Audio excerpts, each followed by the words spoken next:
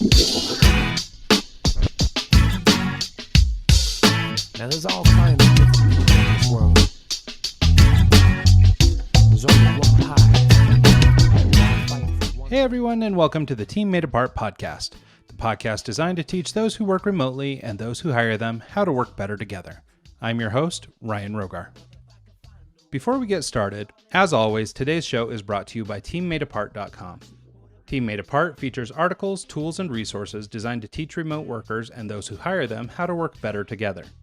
A community for owners, managers, leaders, freelancers, contractors, and all variety of remote worker, Team Made Apart is also a terrific resource for companies interested in implementing remote work policies in otherwise co-located environments, or for those planning to build fully distributed organizations from the jump. Listeners of this podcast have an exciting opportunity to get involved in the remote work revolution. In light of current events related to the coronavirus pandemic and a sudden worldwide shift to remote work, we're offering a free remote work best practices guide for leaders who find themselves struggling to create a remote work policy in a pinch. Now, and for the duration of the crisis, visit teammadeapart.com/crisis to not only download your free Team Made Apart Remote Policy Primer, how to write remote work policies that don't suck, but to find other tools and resources to help you weather the storm. Great working relationships make for great remote work experiences, and with this free guide, you'll be better equipped to do your part in creating and maintaining a happy and sustainable remote life. Once again, to take advantage of this collection of useful resources, please visit teammadeapart.com/crisis, that is teammadeapart.com/crisis, to download your free Best Practices Guide. One more thing before we kick off the show. Now, and for the foreseeable future, teammadeapart.com is offering free support and advice to remote workers and remote leaders alike through Team Made Apart Open Office. From noon to 2 p.m. Mountain Time, Monday through Friday, you can visit teammadeapart.com and navigate to the bottom left-hand corner of the page where you'll find a chat icon. Simply click it and you'll be connected to a real, remote work expert who is happy to help you solve problems in real time at no charge to you. Of course, you can use the same tool 24/7, 365 to ask questions or request services, but during open office hours, you've got a direct line of communication to people who care and people who can help. Once again, from noon to 2 p.m. Mountain Time, Monday through Friday, simply navigate to teammadeapart.com, find our chat icon in the bottom left-hand corner of the page, then click for instant support when you need it at no cost to you. Take advantage of this special program while it lasts, and now, back to the show. Today we have special guest Frank Cottle. A timeless futurist with primary expertise on the future of work, he is the founder of Alliance Virtual Offices, a company focused on building flexible workspace since 1992. Frank has dedicated his life to empowering new ways of working that unite three pivotal elements of the modern entrepreneur: people, place, and technology. Here to share his visionary insights and experiences to help our listeners explore fresh perspectives on business, lifestyle, and new ways of working, joining us today from Newport Beach, California, please welcome to the show, Frank Cottle. Hey, Frank, welcome to the show. First, let's get right into it and talk a little bit about who you are, where you come from, and what you're doing in this space. Well, Ryan, thank you very much. I'm really glad to be here. Who I am? Gosh, I'm a 70-year-old serial entrepreneur that's been in business for more than 50 years. I started as a commercial diver, doing what was referred to as interesting work during the Vietnam era for one of our federal agencies. Moved on from that to racing yachts and building a yacht brokerage for about a decade. Sold that in the late 70s, early 80s, or sold my position out in that, and started into commercial property development. In commercial property, I've always specialized in things relating to the flexible workplace. And we started our first company developing projects specifically to host and house what were then called executive suites. So we came up with the concept back in the, in fact, everybody talked about community, and the name of our first company was the Commons, 7980. So we started thinking through those processes back then, particularly on the technology side. We did joint ventures with Bell Labs, creating the first incidents of transmitting both voice and data over a single 4-pair twisted cable. That's well before things like Cat5 came along. We actually created the hardware to do that with Bell Labs. We were the first incidents back in the very early 80s, the first commercial application and installation of ISDN in a joint venture with GTE. So we've always felt the combination of people, place, and technology were critical elements to building a flexible workplace, and we've studiously pursued that in the industry for the last 40 years. Well, and Frank, and I think that's what impresses me so much about your backstory is just how like ahead of the curve you seem in some of this stuff. I mean, now you hear all about the WeWorks and the different, co-working places and things like that. But, you've been doing this for 30 years. Like this is old hat. 40 years. That's incredible. It's give just me credit. Well, cool. So tell me a little bit about sort of the state of work as you see it and how you see distributed teams, working in co-working environments or co-located environments, and what you think all that sort of does, in the or as contributing to the future of work. Well, as we look at the future of work, which happens every day, we look a lot at what we refer to as the pebble in a pond theory. All activities start somewhere and then radiate outwards. So when we look at activities, we say, well, what is impacting work? Well, we have societal issues, we have cultural issues, we have economic issues, we have technology issues, and each one of those issues is like dropping a pebble in a pond and then watching the waves radiate outward. Mm-hmm. But the edges of that pond are never perfect. There's a point sticking into the pond, a bay in the pond. So the impact hits different places at different times and with different force. So as we look at the changes, we look at societal changes. I work Mondays and Fridays out of my home. In fact, you may be lucky enough to hear my dog bark. Love me, love my dog.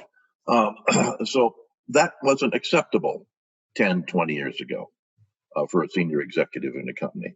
Our executive team is distributed globally. We don't believe you should have to move somebody. They should have to uproot their family in order to come have a job with us. We think the best people live where they are. They're established where they are. Their families are where they are. Why do you want to explain to some executive and his family why kids have to leave their friends at school? Maybe they have to have major lifestyle changes, et cetera, just to get a job. Technology allows us to do that today, and we're very comfortable with that. We're also comfortable and see this as a phenomena that more and more people are comfortable with that. Well, and what do you think that is, Frank? Do you think there's sort of like an evolution in the way, it seems like there's a lot more. You used to put on a suit to get on an airplane. We used to do a lot of things. Wait, don't you? Well, a birthday suit usually, but that's as good as it gets. So, but there seems to be a little bit of a slipping. And I think some people, sort of the contrarians out there might say, things are slipping or getting worse in some way or another. But I think it's actually lending to this flexibility. It's putting people in positions they might not have had before.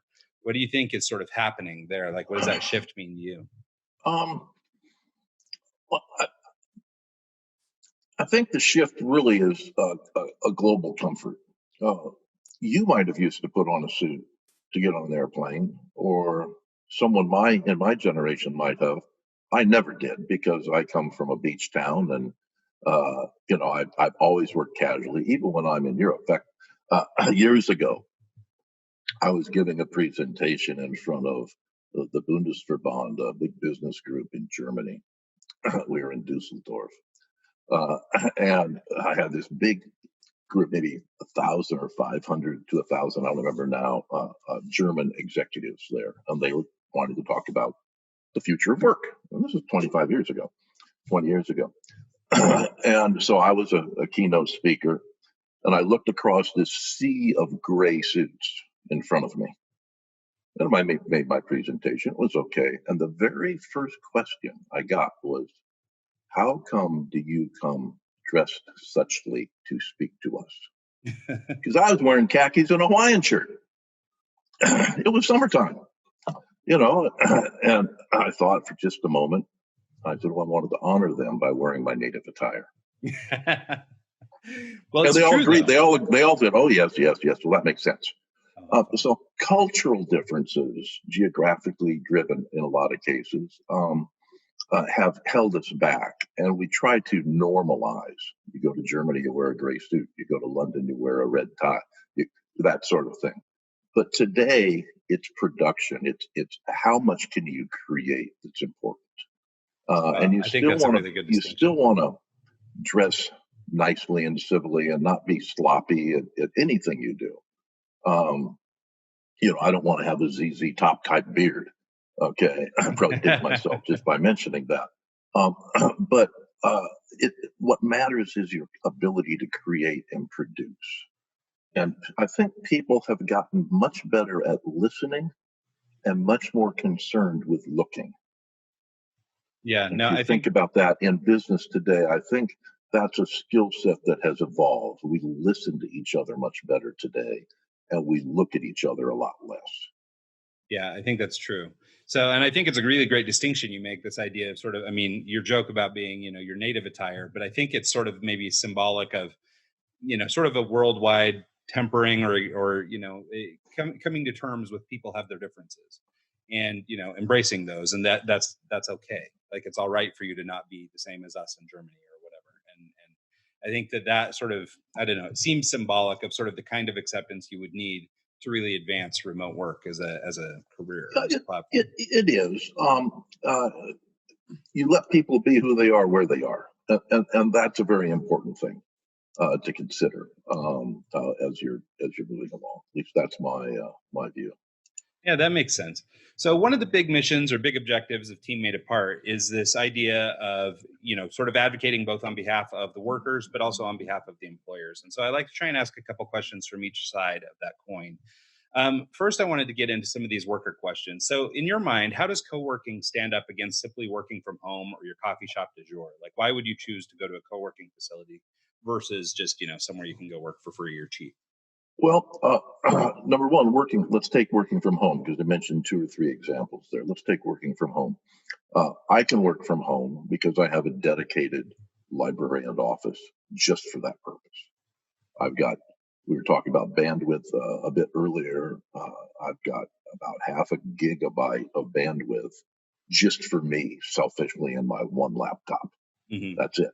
So I've got tons of power, lots of comfort, and a proper work environment. But I'm here with my dog, man. I'm here with my dog. That's it. Yeah, nothing wrong with that. So unless you and I are interacting as we are right now, it can get lonely. A lot of people don't have the comfort of that. They live in Manhattan. They're a young, small family. The kitchen table is the only place for the laptop, and the kids go streaming by. That's not a good work environment. Okay, so you go to your next example. You migrate over to Starbucks. Starbucks does not want you there working. Their bandwidth isn't particularly good. Finding plugins is hard. They want you buying coffee there. And it's very disruptive to work in that environment. And if you work on anything that has any sensitivity, intellectual property, contract management, heaven forbid you're a primary contractor for our U.S. federal government in some way, you've lost all your security. You're on an open network. You have no security. Okay. Sure. And you've got the disruption of the smelly old guy that sits next to you. Okay. And then migrate on from that freebie cafe hopping structure to a proper co-working center, or a group of co-working centers is what my preference would be.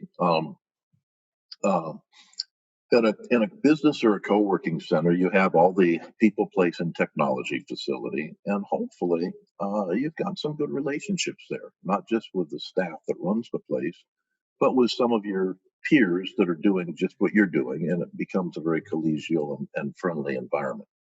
The term community is used a lot.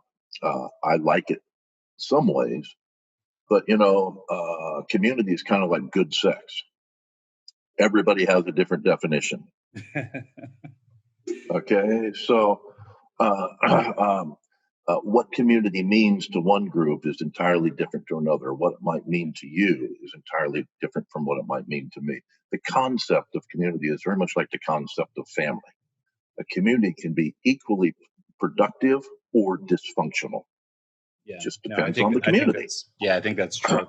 And I think you're right. You mentioned relationships, and I think that for whether you're conquering sort of loneliness or independence, or whether you're trying to even further a career or grow a business or whatever, like a relationships are kind of the whole thing. So being in a situation where you're surrounded by people from different walks of life doing different things, who are, I guess, generally speaking, assuming you've got a good community, all working towards some objective or something, so you've got a lot of driven people around you, it can be really good for you to develop these kinds of relationships. Well, community is interesting because if you take a business community and let's take a co-working facility that uses community as part of its structure, welcomes people into the center actively, introduces people throughout the center actively, helps people to network structurally, etc. They're real community advocates versus somebody that uses community on their website, uses it for SEO purposes, and really doesn't care. So somebody that's really an advocate to it. One of the things that we're seeing pop up is that those communities or the manager of those types of facilities oftentimes are taking a big step into corporate social responsibility as well. So that community with that particular center actually hosts a nonprofit or a charity as part of their uh, uh, value system for the community. And then those community members naturally, because they're interacting together, gravitate towards the support of that charity or nonprofit as well in many cases. So there's an example of using a community not just for business purposes, but for social responsibility purposes that improves the broader community of the neighborhood where the center is located. Yeah, no, I think that's true. Well, and because of the aforementioned technology and other things like that, they can actually have a reach far beyond that local center. They can. They really can, and they do. I think you have to rethink too. When you talk about flexible workspace and everything, uh, even today, I was just speaking at the Future Offices Summit in New York last week, and in speaking with some of the large global Fortune 1000 and 100 companies that were there, they still refer to the people that sit in desks and in offices and even in co-working centers working remotely as occupiers. Oh, we have 100,000 occupiers. That's they used to call them users, and I always thought that had to do with drug deals and stuff. But they call them occupiers, and they want to know what their total allocable overhead cost per occupier is. Makes sense. Okay. Okay. But they use the term occupiers, and I tried to explain to them that they needed to stop thinking of occupiers and start thinking of travelers. Today, we don't go to the office. We move from the office to the Starbucks for a half an hour before our meeting across town with the person in their office. And then we go back to the co-working center, et cetera. And I also wanted people to stop and think that individuals co-work. Companies do not.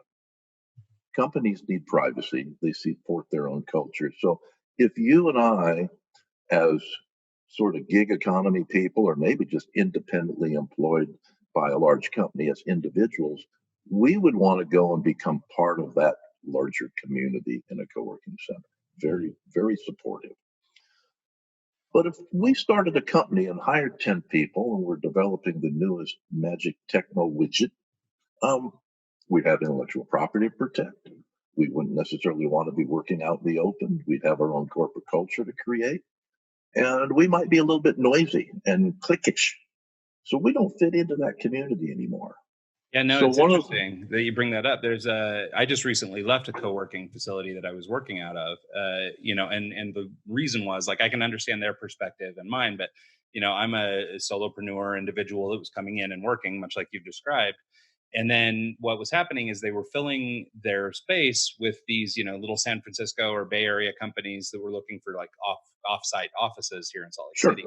And so what happened to the community in terms of the networking and the relationship building and all that stuff was that, you're right, all these bigger companies siloed themselves into their little rooms, and they all hung out together and they all did their things, and all that networking sort of dried up. Yep. In the earlier stages at the same facility, when it was a lot of solo workers or little small 2-3 people startups the community was much stronger. Everybody was looking out for each other, and it was much more colloquial. But then later, as these larger companies moved in, I mean, it's exactly as you described it.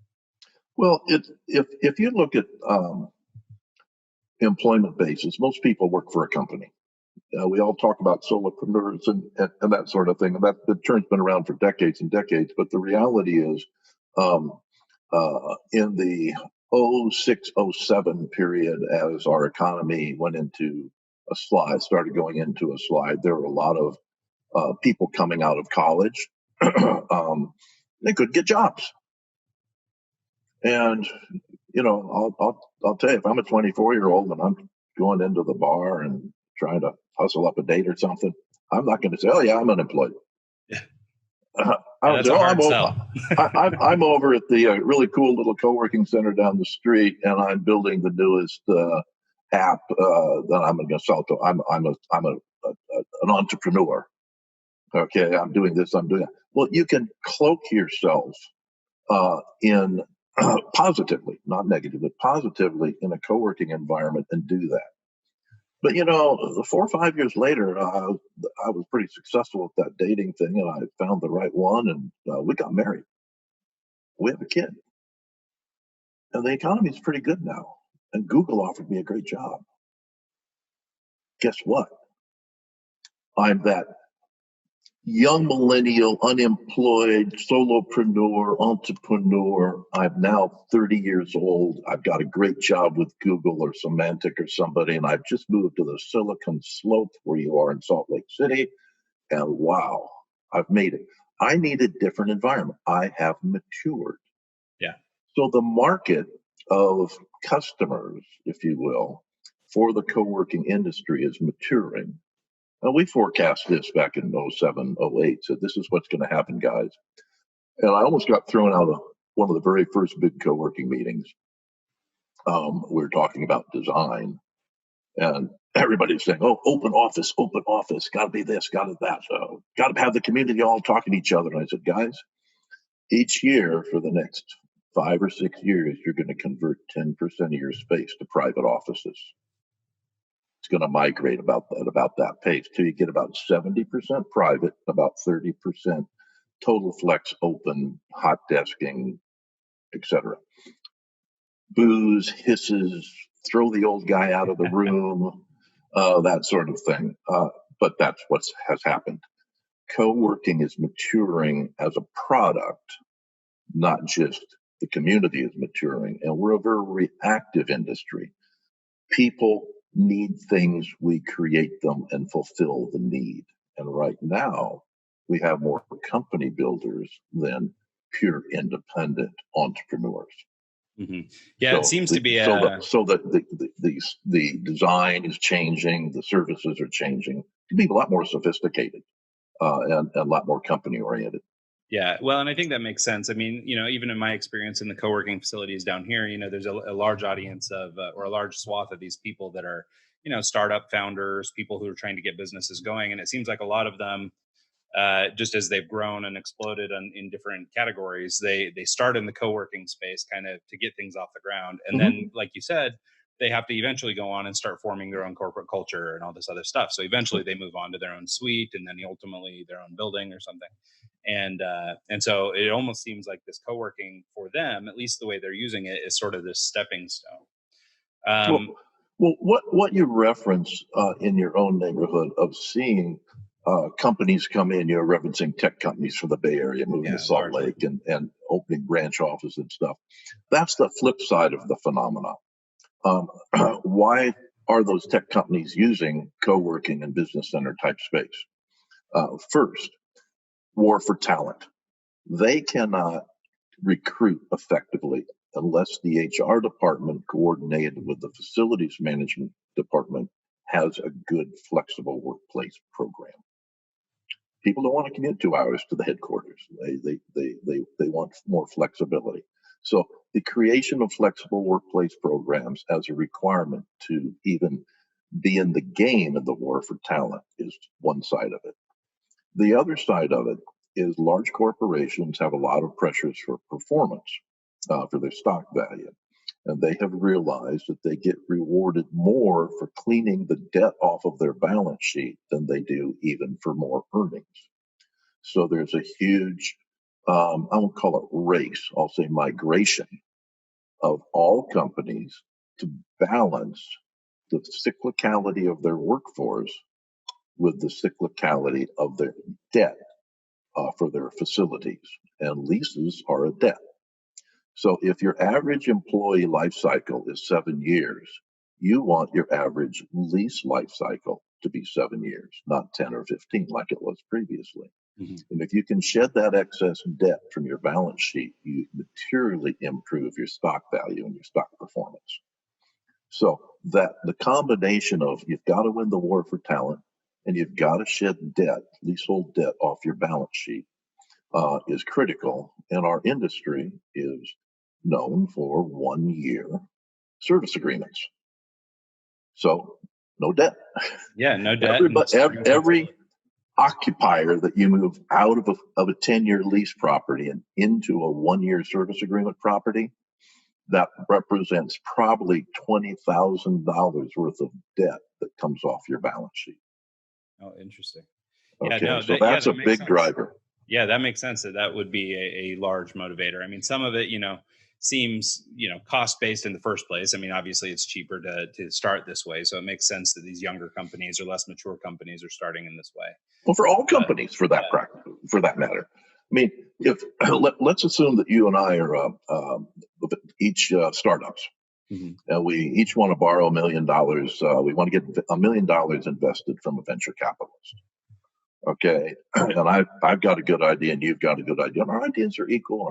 Everything's equal between us. We go and we pitch the VC. And when we pitch the VC, the first thing they're going to ask, what are you going to do with this money? And I say, well, I'm going to open an office, and I've got to hire a receptionist and buy some furniture, and I have to sign a lease, and I got to get my computer, my Wi-Fi system in, got to get some photocopiers, et cetera, and then I'm going to go hire some engineers, and we're going to do coding. And you walk in and you say, oh, what are you going to do with the money? Well, I'm moving into this little co-working center down the street, and I'm going to hire engineers. Who's going to get the money? Yeah, no, it makes perfect sense. It's funny when you put it that way because it's you don't think of all that bloat, that sort of was part of traditionally founding a business, just getting into a place to work. And now I'm the CEO of that company. I'm supposed to be getting my vision across to the coders and the programmers if we're in a little tech company of some sort. What am I doing? I'm administrating receptionists, and I'm making sure we have a phone system, and I'm overseeing the contract on the photocopier. These are things that no entrepreneur, no visionary, no one should have to do. So the whole concept of business centers, co-working centers, incubators, accelerators removes that entire administrative layer and allows you to focus on the work that's productive. And that in itself is a huge advantage to companies, huge advantage of all layers. If you're a branch office of a big Silicon Valley tech company and your job is to go open a branch and hire 6 people to do your tech work. Yeah. It's the same thing. The same thing. So people are shedding these layers, and we talk about outsourcing, and we think of outsourcing, we think of call centers in India, right? Yeah. But they're outsourcing the non-essential services to companies that do them faster, cheaper, better. Or as they say in the UK, it's cheap and cheerful. Okay, well, so let's kind of circle back around and talk a little bit about your company, Alliance Virtual Offices. Well, one of many companies, but this particular group of companies. One of the things, I mean, in these last 40 years working in this space, I mean, certainly you've seen the category evolve a little bit.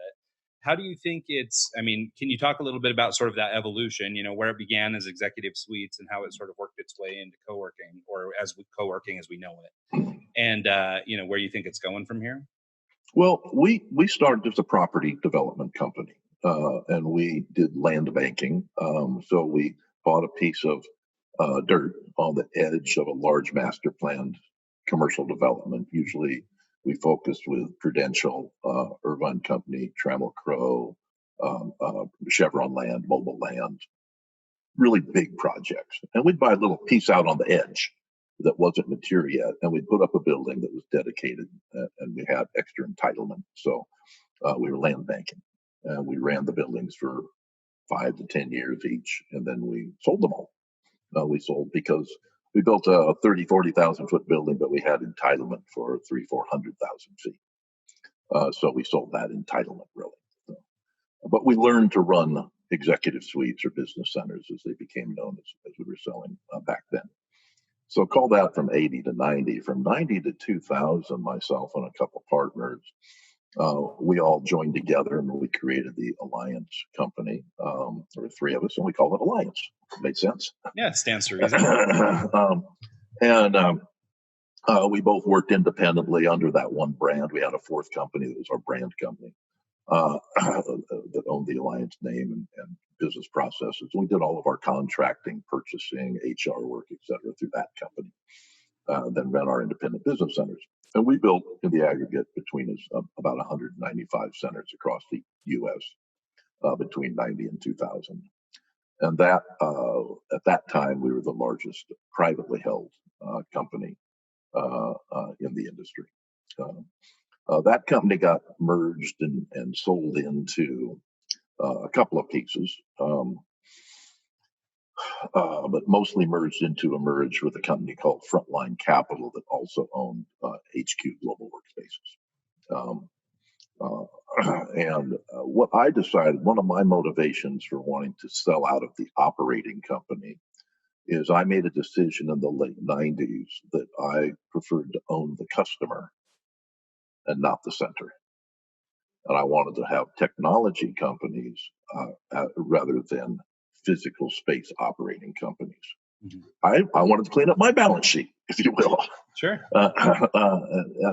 So I came to the conclusion, you either have to own the buildings or you should own the customer. And technology companies have a better return multiple and a better value model than property companies. So I opted to a technology company. So in 2000, after we'd sold the operating companies, all 3 of us had sold our various parts, I restarted the Alliance group as a aggregator.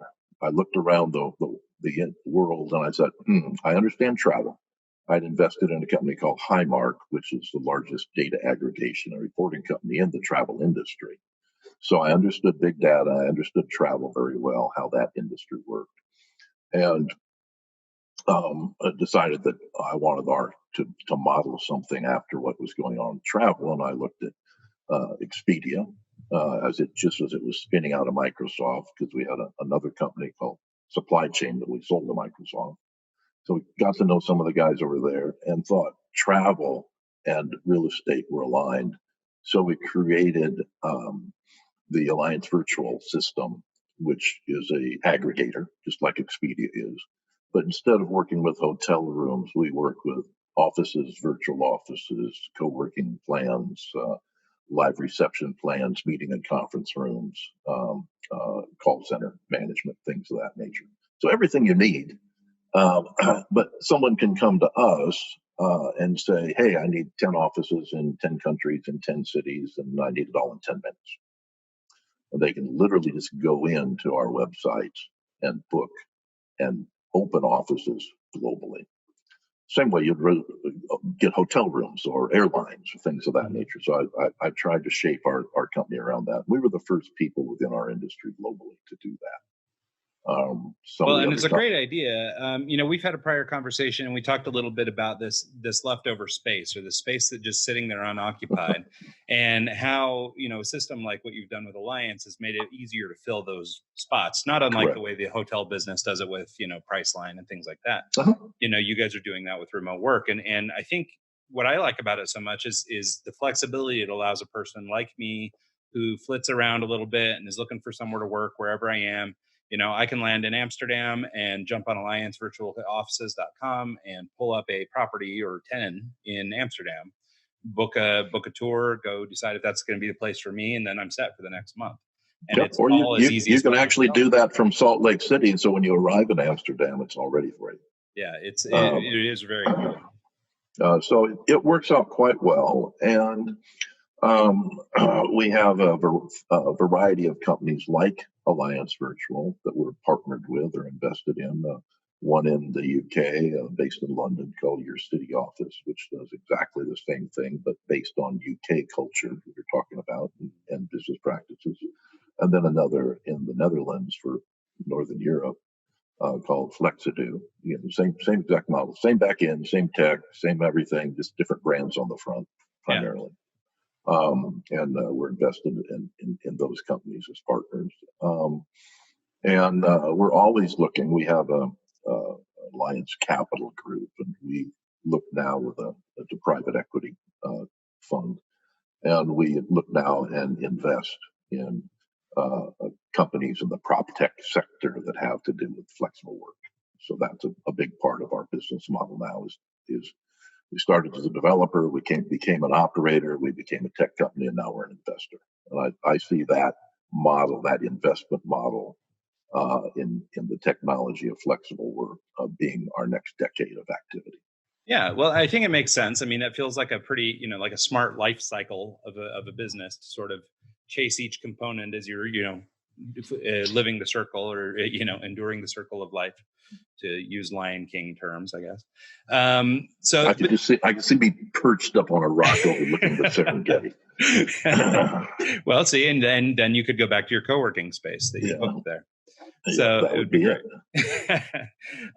So I guess then, so if this is sort of the future of things, I mean, what kinds of things, if you can talk about it, I don't need you giving up trade secrets or anything, but can you talk a little bit about the types of businesses you're investing in? Like, what are you seeing as sort of coming down the pipe in terms of companies that are helping out flex work or co-working type? Well, data, number one.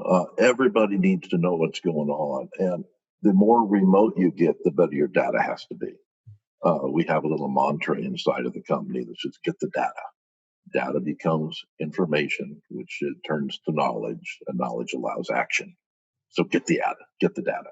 You've got to have the data. So we like things that collect information. So operating systems, booking and reservation systems, things of that nature, where we can get a picture of what's going on. We talk about the pebble in the pond. Where are the markets moving? What kind of products are people buying? What are they paying for it? That sort of thing. So operating systems, data type systems, etc. We think is important.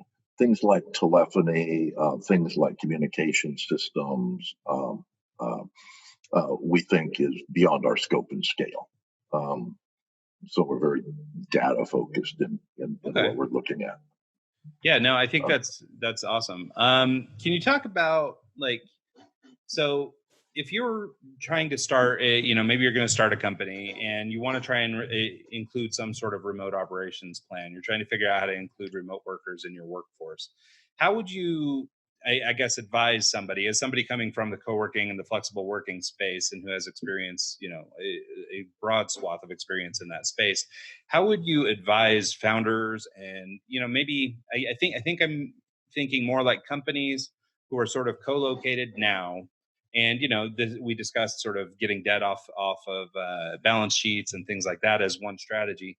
But if I was some company, we've decided we needed to implement a remote work strategy as a way to be competitive or retain employees or whatever. Do you have any advice or any thoughts about how that might work? How you would sort of get that going, either as it pertains to using flexible workspaces or co-working, or just remote workers in general? Well, I love it, Ryan, because you always ask 12 questions at once. Yeah, I know, right? Somebody needs to train you on that a little bit. No, you lay the groundwork very, very well. First, I would start by saying today, all companies, we're talking about companies now, not individuals. Today, all companies are international. I would start with that premise. They either have an employee, a contract, a customer somewhere else that's not in their hometown, that's probably not even in their country. So if you and I were to start a company today, it would most likely be international, not necessarily global, but international. And that means If we have to service customers remotely, or we've got important contracts remotely, then we probably need a team to handle that remotely. So our industry, not just our company, but our entire industry caters to that, allows for that to happen much more effectively. If I'm going to hire someone in another country, the probability is I don't want them working out of their house. It's cheaper for me, but it's not going to be as productive, and they're not going to feel like they're part of the team as much. And that's very important. The further people are away, the more you have to love them.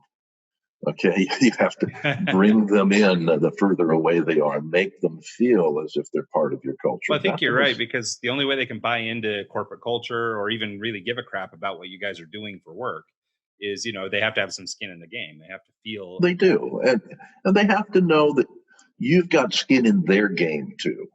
Yeah. So giving people proper working environments is a huge element to growth and being able to scale any company. So I would be thinking about that issue a lot. In terms of other motivators, again, it's just taking proper care of people. You shouldn't hire someone and say, well, you need to work out of your house. You basically need to supply me with your office space. That's not fair. So give people a proper place to work that's convenient to them. Say, oh, well, you do need to go into the office, but hey, guess what? There's a daycare center right next door, or even built into the project. And we have complete flexible work hours. You just have to get the stuff done.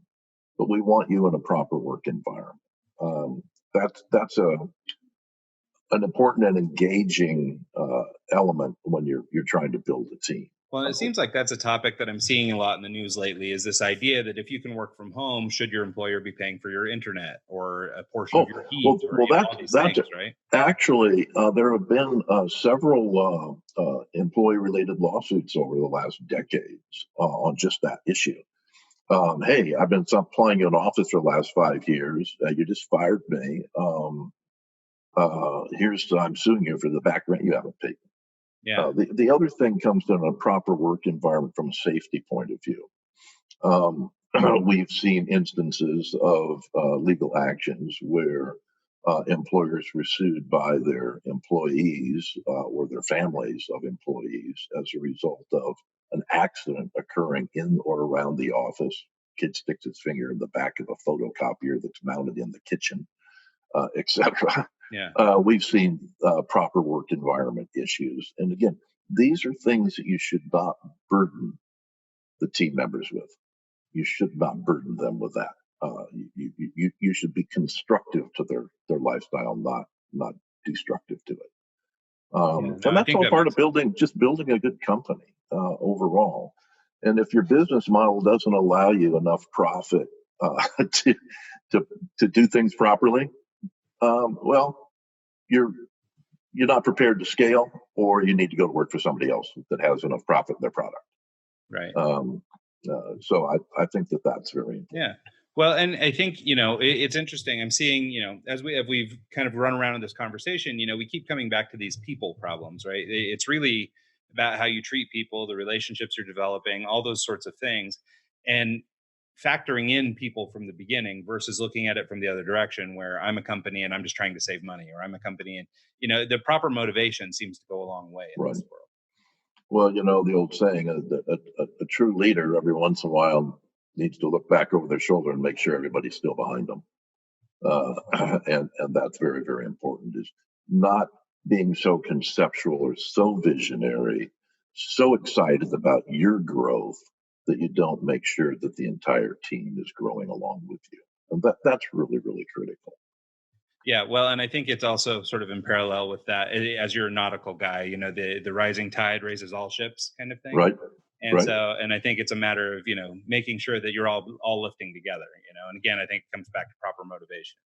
Well, no, it is. And also, you're talking about strategies and tactics and everything. I am a nautical guy and raced a lot of yachts over different parts of the world. And, once you leave the dock, you change a course.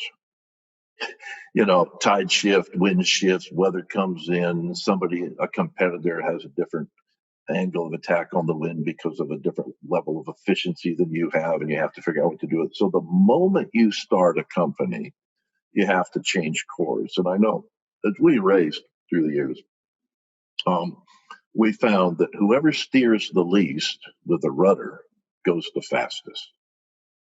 Okay, so you steer with your sails. You don't steer with your rudder if you can, because a rudder is a brake. It puts pressure against the water to give you the course adjustment. So that slows you down. But if you can keep the rudder straight and just adjust with your sails relative to what the wind is doing, you can still come up, you can still come down, and you can't do it as quickly. That means you have to have a little better strategy. You have to be thinking a little further ahead. And it's the same in business. If you just get a couple of phases ahead of yourself in your strategy and stay there all the time, always be thinking, what do I do next year? Not what do I do today? What do I do 10 years from now? So that you can make those micro adjustments, you will go faster. And that's very important, I think, in business today. Yeah. Frank, you know what? I think that is great advice, and I don't know that we're going to do any better. So before we get out of here, let people know where they can learn more about your products and services. Also, I mean, you do a lot of other things like sort of advocacy for remote work and co-working space, and through some of your other platforms. Feel free to mention anything else. Well, I'll give you the trinity of the big trinity, if you will, for us. The first would be Alliance Virtual Offices. That's one of our flagships, and that's easy to, like I say, 10 countries, 10 minutes, 10 offices. We can open offices for people anywhere in the world, large companies, small companies. In fact, our largest single client today, we handle over 11,000 accounts for. Oh, wow. So, and our smallest one, obviously, we had one account for. Sure. AllianceVirtualOffices.com is where to reach that company, and I'm listed there as well. The next thing I'll mention is if you just want to know about our industry, if you want to understand what's going on in the flexible workspace sector, we publish a site as a service to the industry. It's one of those unintentional nonprofits called allwork.space. Allwork.space, so all workspace. That publication is by far, there's over 100,000 articles read every month, a couple million people connected in the social media reach. So that is the big resource. There's a research library there. There's a daily digest of news articles from all over the world. There's our own original content in there. That's the big source. It's allwork.space. Subscribe to that and stay current on flexible workspace. And it's free. So it's like I say, it's a service we provide to the industry on that rising tide floats all ships. Yeah. And then lastly, we're very grateful and proud to have established the All Good Work Foundation. So All Good Workspace Foundation, and that can be reached through allgoodwork.org. That foundation takes underutilized space throughout the flexible workspace industry and aggregates that space in much the same way we do with Alliance Virtual, but instead of selling it, we use that space to provide support for local nonprofits and charities that are in the communities where the centers are located. And we have I don't know the exact number, but I'll say 150 or so facilities across the U.S. providing space right now, growing constantly. That is something, if one's interested in that or one supports a nonprofit that needs space, reach out to allgoodwork.org. And that's another activity of ours. Yeah, that's amazing. Well, and I think, one of the things that I most appreciate, about you, Frank, is not just the time spent in this, particular sphere of work, but the advocacy and the hard work that you've put into sort of, just giving back to the community and always being involved in sort of this, whole industry. And I think the work you're doing is awesome, and I'm grateful to have had you on to talk about it. Well, real glad to be here and happy to help with anything we ever can. That's awesome. Well, thank you so much. Once again, that's Frank Cottle. It's You can catch all his links, everything are in the notes here on this episode. And you can check him out over at alliancevirtualoffices.com. So cool, Frank. Well, thank you so much for doing this. I appreciate your time. Take care, buddy. Take care. Bye-bye. Bye-bye. I don't owe you anything. I don't owe you anything.